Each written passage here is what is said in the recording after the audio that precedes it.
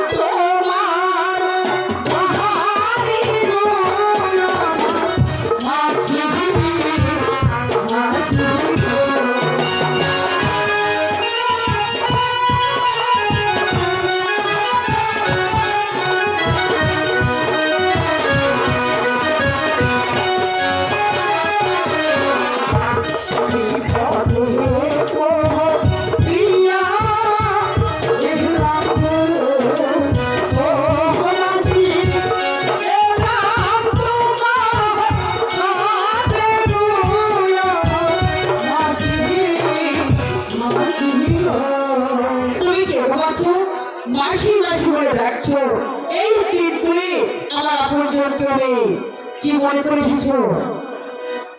তুমি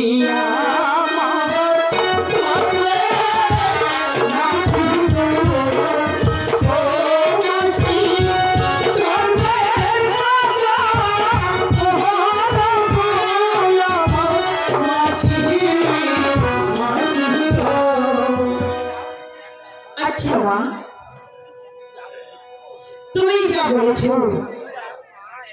মাসি আর মা এক কথা, তা যখন তোমাকে মাসি বলে রেখেছো তোমাকে আশ্রয় নামা দিলাম, এদিকে এসো। কিন্তু তোমার সঙ্গে কি এটা? মাসি মাসি গো, এই যে আমার স্বামী মাসি। স্বামী? হে ভগবান, বলে কিনা এটা স্বামী? এত বড় মেয়ে তার এতটুকু ছেলে, এটা কি স্বামী হতে পারে? যাকা একটি কাজ করো, স্বামী হোক আর দাদাই হোক আছে তো নাকি, তার যে কাজ করো। তোমাকে আমি জায়গা দিলাম, কিন্তু তোমার এই স্বামীর খাওয়া পড়া এগুলো আমি করতে দেবো না। মাসি মাসি গো, খাওয়া পড়ার কথা তোমার বলছো? খাওয়া পড়ার কথা তোমার বলতে হবে না মাসি মা। এই দেখো আমি আমি তোমার কাছে দেওয়া এটা বিক্রি করে বেশ টাকা হবে, ওটা আমাদের খাওয়া চলে যাবে মাসি। আর কি কথা মাসি বলো। এখানে কোনো পাঠশালা আছে? হ্যাঁ আছে তো, ওই যে আমাদের সাহেব বাসা আছে, ওরা বিশাল বড় একটা পাঠশালা আছে। তুমি কোনো চিন্তা করো না, তোমার দাদাকে আমি কালকে নিয়ে যাবো পাঠশালা ভর্তি করতে। হ্যাঁ মাসি, কালকে তুমি আমার দাদাকে স্কুলে ভর্তি করে দেবে। এই তুমি দাঁড়াও, আমি যাচ্ছি তোমাদের খাবার দাবার ব্যবস্থা করছি, ঠিক আছে? মুখটা শুকিয়ে গেছে, কতদিন হয় তোমার তোমরা খাওয়া দাওয়া করো না। আশ্রয় নিয়ে সবার বাড়িতে কি আর করবো, যা করে ওই ভগবান করে, নাকি বলো? ঠিক আছে, তুমি তোমার দাদাকে নিয়ে থাকো, আমি চলে যাচ্ছি। ঠিক আছে মাসিমা। দাদা, আমি তোমাকে গোসল করে দেবো, গোসল করে খেয়ে দে তোমাকে স্কুলে যেতে হবে। তুমি মানুষের মতো মানুষ হতে চাও না? নদীতে গোসল করতে যাব। না দাদা, এ কথা বলছি না। আমি আমি তুই যাব। আমি তোমার পাশে থাকতে তুমি কেন নদীতে গোসল করতে যাবে? আমি তোমাকে পানি এনে দেবো, তুমি গোসল করো। না না না, আমি যাবই যাব।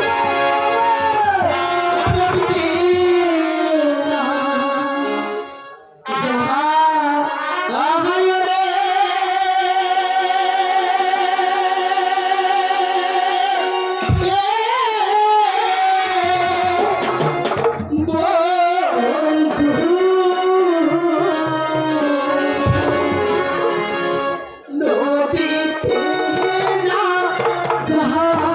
যাইও